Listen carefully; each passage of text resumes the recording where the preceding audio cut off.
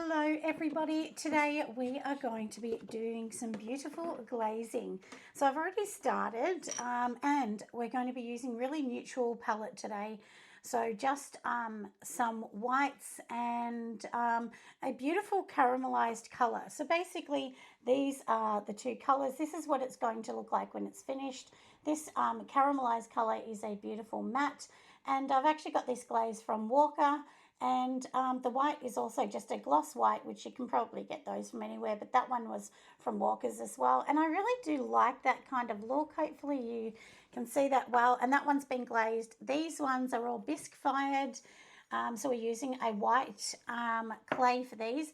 But I have also added a light baby pink stain into this. So these ones were actually casted through a cast, so through a slip cast. And that's what we're working on today. So now one thing that I've noticed definitely lately is in here, like, so these are my stains. So what I do is I actually buy the powder and then I mix it with the powder and the water. And this one here is white. Now, one thing I've noticed, any gloss that you get, the gloss just seems to, you know, just stick to the bottom. So that means you've got to really mix it, and you've got to be good to keep going and mixing, which we will do. And then I do actually have my little tool over the other side, which we're going to mix it all up with in a minute.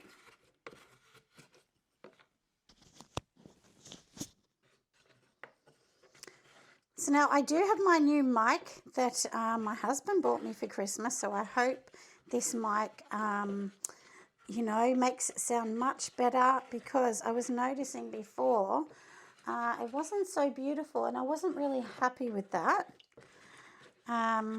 because, you know, there's nothing worse than watching a video that you want to watch and then the audio is terrible. So this is going to be fun. I have already got 2 boxes to be fired. This is going to be my 3rd. And at the moment, what I'm actually doing is I make all of my own pieces at home. And then what I do is I actually go and get them fired somewhere else. So I'm actually doing what's called renting a space in a kiln. And it just means that, you know, somebody else has a kiln, a big kiln, and then you can just take your pieces there and they fire them, then they just charge you a fee. So that's what I'm doing. And if you go to any ceramic place, should have a list. Where I go to Walker's, they actually have a list, and the list will actually tell you who will actually offer this service in your area, and then you can go from there. So what we've got in here, we've got a caramel matte powder glaze, which fires up to 1280. So and then of course we have the white one. So usually what I do is put the labels on here, if you can kind of see the label. That's the white we're using, and I'll show you this one here that is the caramel that we're using. These are really beautiful colors together, but I do like to have the insides you know, white like this, because there is nothing worse than when you've got a cup and, you know, and you're stirring on a matte surface. It kind of is almost, you know, it's like nails to a chalkboard a little bit. Now, when you actually mix the powdered glazes and water, they actually do suggest that you put them through a sifter to sift out any particles. But I'm keeping mine in a container with a lid and everything, and I don't have massive containers like some people you know, would have ones that are 20-litre buckets. These are only 2-litre buckets. So I'm not as concerned as maybe somebody else may be. But before I do that, silly me, I forgot. So what you always want to do is just clean them all out. So we're going to just wipe them with water. So that's what we're doing with this one here. So let's just clean this off. And basically all that's doing is just cleaning any bit of dust off, because when these get fired, they get like little dust particles from that. And then these are the ones that we're working on. Aren't they beautiful? And the way I did this is I casted this first. I made my own cast out of this. And then this little nut that sits on the top, this is actually from a silicone mold that I actually created. So I just pressed that in the mold and pulled it out. And then obviously I needed to attach it to these little mugs. So that's what I'm doing in here. Now this is just tap water I'm using. So I'm just, you know, like I said, just wiping these all down. So maybe we will wipe them down and put them in a bit of a row. So that way I will know. And then they will start to dry as we're doing them. So, and I've got a few plates as well. And I have one little tiny Cupid bowl that I made. And I thought that one would be a cute one to also fire. And see like how you can see that little bit come out. And that was just during the firing. So lucky I remembered and I didn't just glaze them. I mean, it would probably be okay, but sometimes the glaze doesn't stick. So, yeah. So I've been doing cast molds and things like that for 30 years. But I took a long break from it. I didn't do it for such a long time. So 30 years ago, actually, I started my little pottery journey as a hobby. So this is only my hobby, this side. I do have a soap and candle business, and the pottery is more a hobby side. But I thought I'm going to just incorporate a lot of these products into my, you know, normal business. And I do have a little shop, so which the shop's on my property, but that way I can sell them and see what I think. So the most important thing with this is just making sure that there's no rubbish stuck behind. Sometimes also these little cloths can leave a little bit, so you just want to make sure that there's no little scrappy bits left behind. And these pots in front of me here, I have just glazed them in white. Actually, these ones are white, and I didn't do the caramel on the outside because I'd already put a light petal pink stain on them. And that's the first time I've used the stain in it. So I'm really excited to see how that's going to turn out. We will soon see, won't we? My fingers are crossed. That's going to be good. And then these are my other ones. This is a little mug. So cute. So these are shot glasses. I call them shot mugs. You know, it's more of like, honestly, I think this is like a, oh, what do you know, like kind of like a fun novelty. I was trying to think of the word one, but doesn't it look sweet? Tell me if you like this view as well of the camera, because I thought this way you can see exactly what I'm doing. And I was trying to get in nice, close and personal so that you can kind of see the process and see how much fun I'm having doing this, my loves. So pop that one in. And we'll do this one. I've already done, with these, I'm trying to think of how many of these I actually did, and I really don't remember how many I did, but I did a lot. And I've noticed there's a little mark on this, so I'm not sure. We'll see what's going to happen with this one when it goes through the firing. So if you can kind of see, it's got this little... So if you're making pieces for somebody, one thing that I would definitely say is make extra. Don't just make the exact amount, because otherwise something might happen. You might say to yourself, oh no, now one's broken. What am I going to do? So this is my other ones. So these ones are little trays, and I do put my little signature in the top. Even though, look, it's going to, you know, you're probably not even going to see my signature anyway at the time the glaze goes on. So do make sure you put them on the bottom. Because I did think, oh no, it'll be fine, but I think sometimes the glaze covers them, so we'll see, won't we? We'll see what's going to happen. And if you need to sort of sand it, you can do that. There's lots of things. I do love this one. This one, so if you can see the patterns on these, I actually rolled these out. I just rolled out the clay.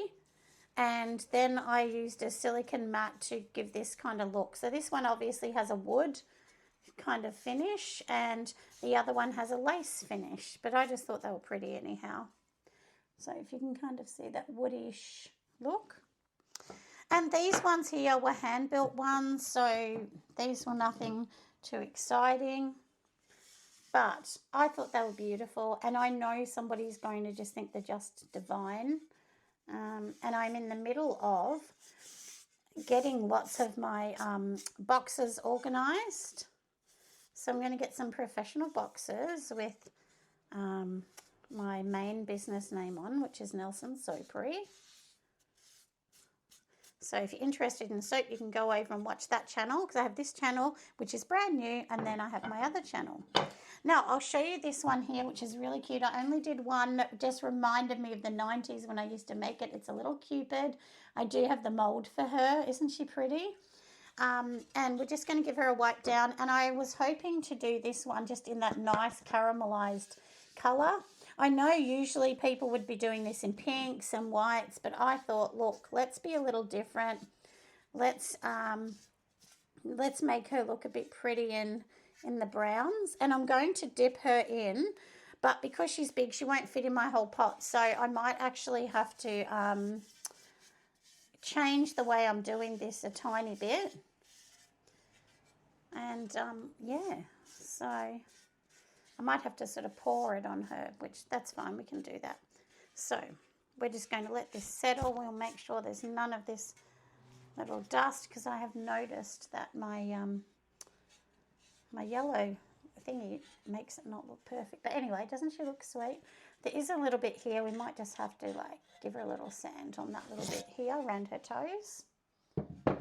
And once they're finished, these are what these ones look like. They're not, well, when I say finished, I mean I have actually put all of the glaze on these. But don't they look nice?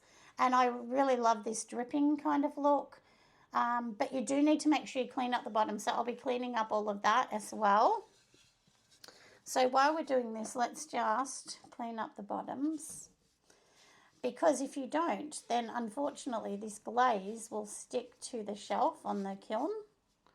And we don't want that. We don't want to ruin something. And if you're actually doing what I'm doing, like renting a shelf in somebody else's kiln, they can actually charge you a fee if you ruin their shelves. Yeah, they can actually, that's a part of signing on to that. But check what their terms and conditions are. Because, yeah, if you are using, like, the wrong glazes, or you're not doing things properly and it ruins their shelf, well, they might actually charge you for that. And it can be hundreds of dollars. It can be very, very expensive. So a kiln generally, a standard kiln will start at, in Australia, $3,500. You can get little tiny scut fireboxes that are about $2,600. So yeah, so I am going to get the one that's around the $4,000, but I'm going to have to just wait because there isn't any at the moment. And you do have to consider your power source as well when you're doing all these things.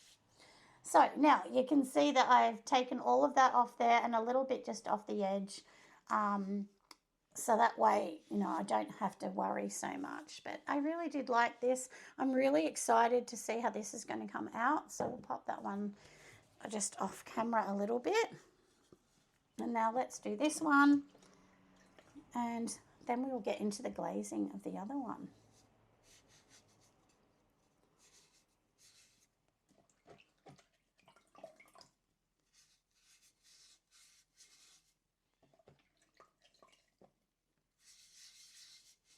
Kind of therapeutic, actually,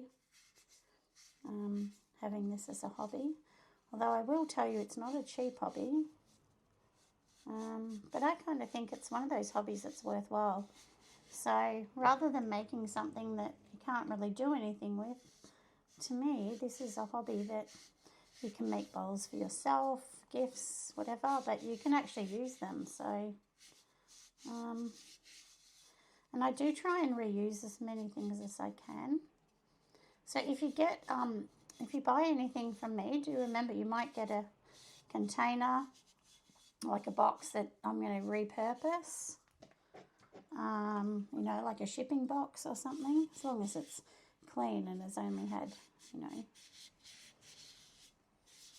gifts in or something like that. Super important, isn't it?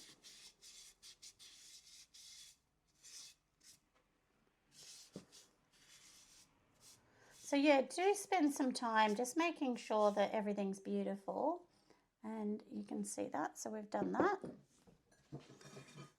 Need to make sure that I'm getting rid of all these little yellow bits. I think I need a new sponge, because my sponge is leaving little annoying bits behind. So now we have mixed up the white, remember? So now what I'm going to do is literally pour the white into these little ones. I'll show you. Just do one at a time. Just going to fill it up. So literally that's all I'm going to do is just fill it to this. And then I'm just going to tip it out. And if any goes on the side, I actually don't really care about that. So like, can you see the drips on the side? Doesn't really matter, because I am going to just go and dip that back into the other colour later. So, and then we can just like reuse it. So you can't just let them sit here for hours.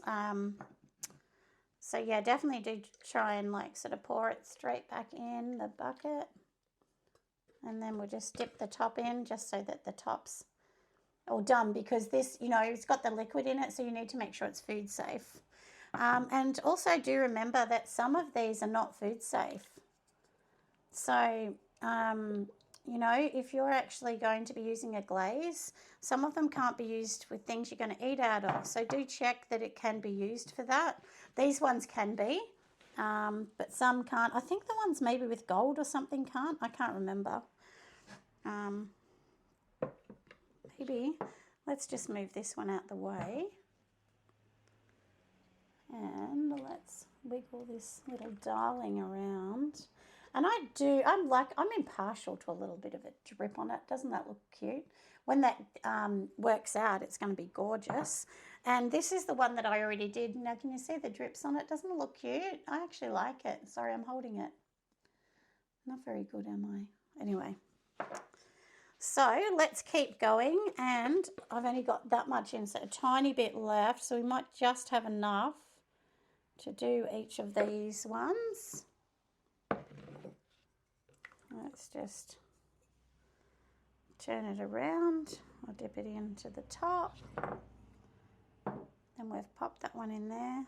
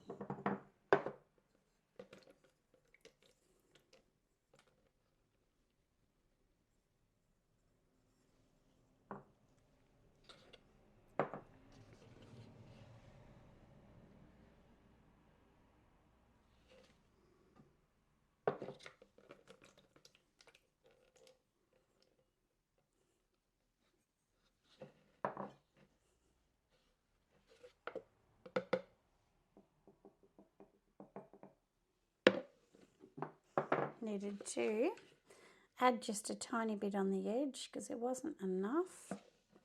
Oh, we are so lucky. I think we are literally going to only just have enough, which is perfect, isn't it, for these? You can see there's literally only just enough for this one here.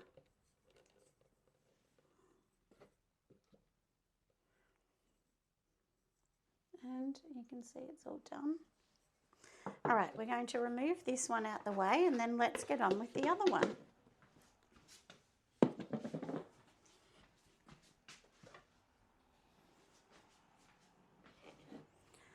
So to get that beautiful, rich, caramelized kind of colour, let's just open this one. And I just got these buckets from Bunnings, my local hardware store. So you can see the water sits on top. So as I move it, if you can see kind of the sludgy, muddy bit, that's what we need to mix super well. This one is a matte finish. So the matte finish, like I did say earlier, is a little bit different. It's not as coarse and stuck to the bottom as the other one was. And also, let me have my coffee while we're making them.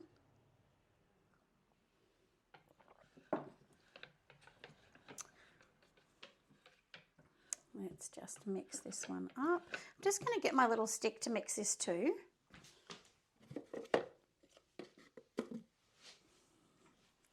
And before I mix it, I'm just going to clean off the stick just to try and get most of it off. This is just a piece of dowel as well. You could use anything. You could use the end of a paintbrush, a chopstick, anything. But the thing with this, honestly, is just making sure you really do, you know, like mix it super well.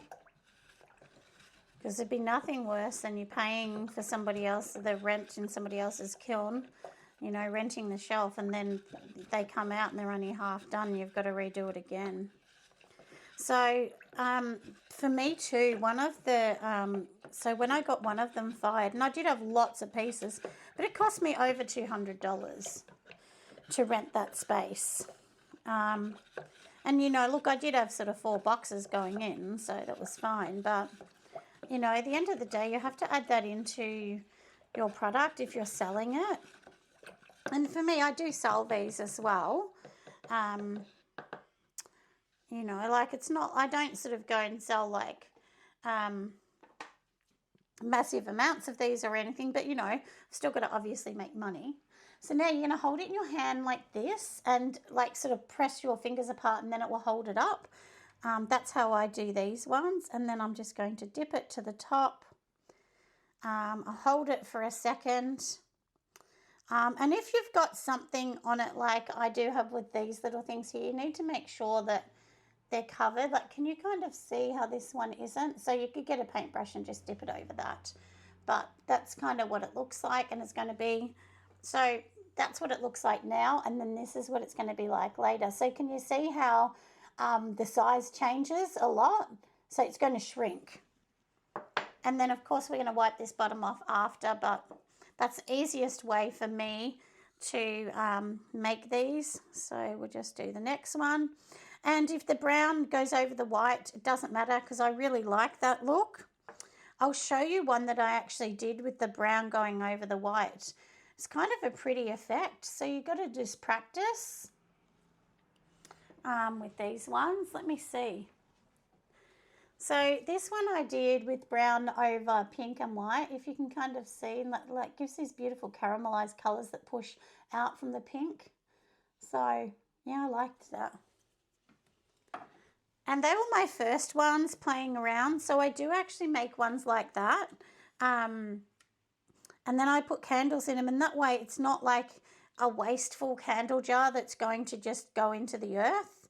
The good thing about those ones actually is then afterwards they can clean out the jar and use it. So rather than just throw the jar in the bin like most candles. So yeah, I really thought that was a good idea. Some of it went inside that one, but it doesn't matter. It really doesn't. So if you can kind of see in there, which is fine. Do the next one.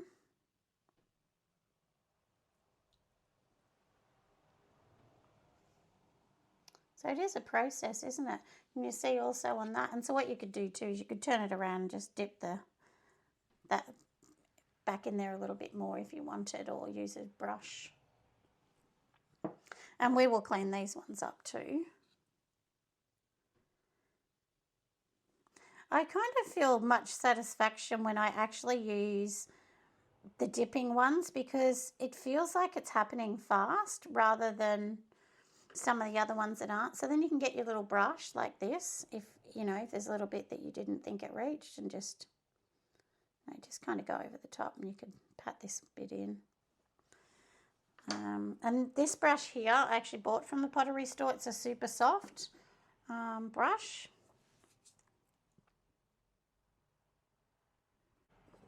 Now, I do have to thank some amazing people that have followed me over to this channel from my other channel.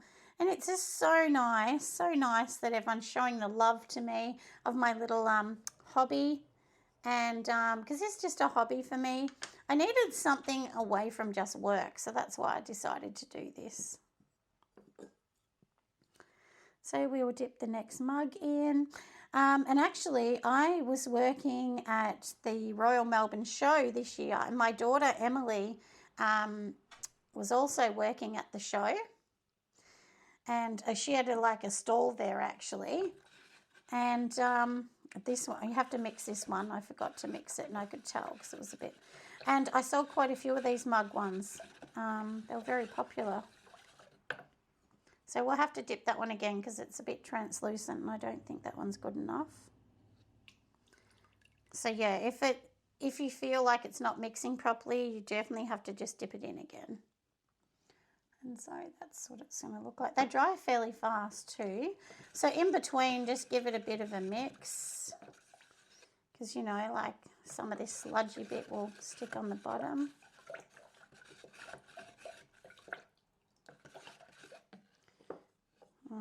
And you don't want to do it. And like I said, and then it doesn't work. But I'm going to be so excited when I can actually afford my own kiln because it's so expensive when you don't have one, you know.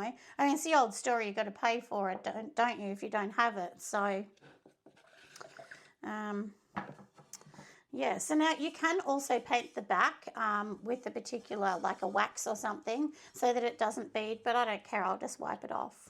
So for me, I'm going to just like kind of half dip this in here. So I'll like put it on a bit of an angle and then we can get half. And then we'll come back and do the other half after. And if there's a little bit in between, which there might be, then I will actually just get this and we will just fix it up. So we'll do it so that I can actually hold it. We'll see how far I can dip this in.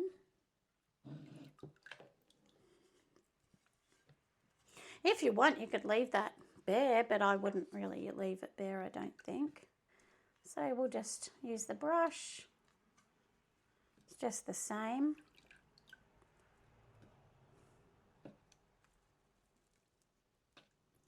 Got a few air bubbles in there, haven't we?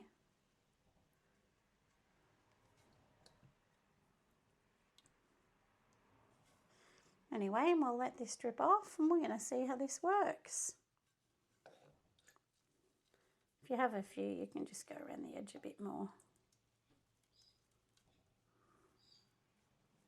But this is not like, this isn't a paint on one. This is a, you know, dip on one. So we'll give it another mix. Make sure you do clean these brushes out really well so you don't waste them. Even though this one was not that expensive, honestly, it really wasn't. Might just take that out of there. Simple, put this on an angle. This one will be able to easily dip both sides. Usually just hold it for a few seconds and then pull it out. And yeah. We'll see how this one's going to work, won't we? Mix it around. We'll go into this side. You can always double dip it twice, but you don't want too much, you know, we really don't want too much on it. I would prefer it if you could dip it in once, you know, so that you may not get the variation of lines on it, but at the same time, does it really matter? No. For me, this is, like I said, a little hobby. And anyway, it's going to look a bit beautiful, isn't it? Because I dipped that one, might just dip this one so that they're going to be the same kind of colour.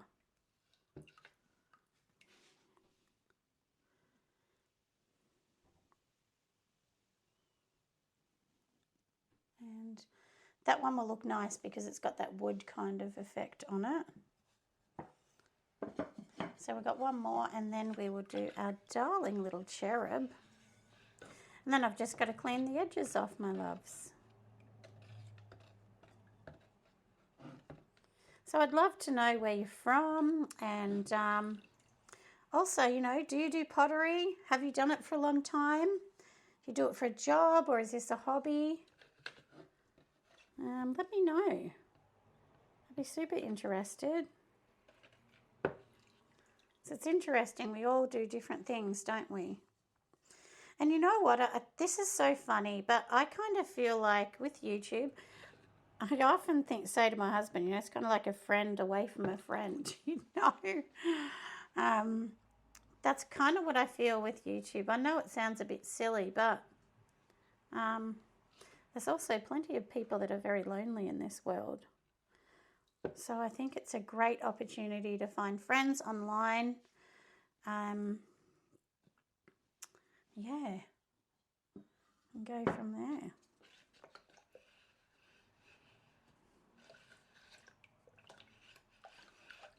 So let's dip this one. This one we're going to have to paint a little bit on it, but I thought, look, we'll just, actually I'm not going to really even be able to get that in there. So I might have to get a jug and we'll pour, you know, some of this over the top. Actually, that's what I might actually do.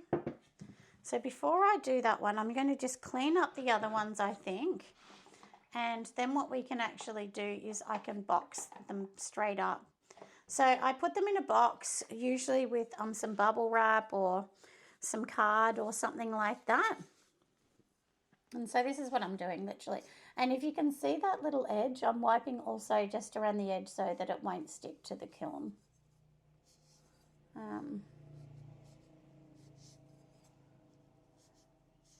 I know you can put them on the little kiln feet as well, but because this isn't my kiln, like I said, I'm just doing things to make sure that I'm doing the best that I can for somebody else's equipment.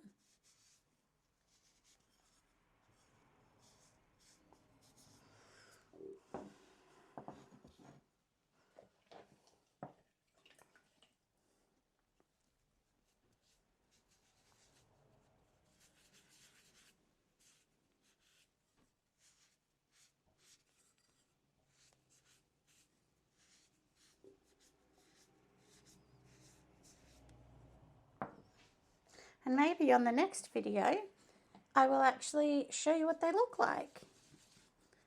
Because we're on Christmas holidays, the lady that does mine, she's probably on holidays. I haven't messaged her yet, so I might just message her and just ask her when she'll be back. When she'll be back to firing.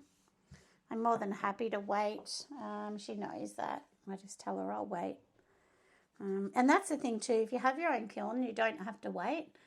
You literally, you know, do this and then you can fire them.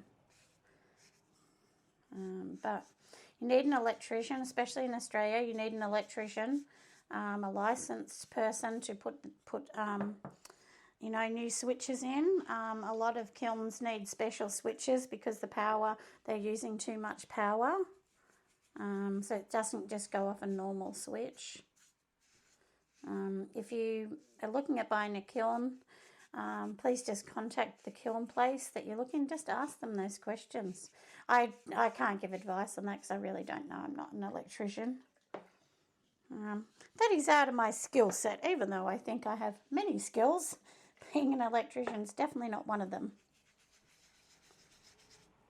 So yeah, so make sure it's like super clean if you can kind of see that.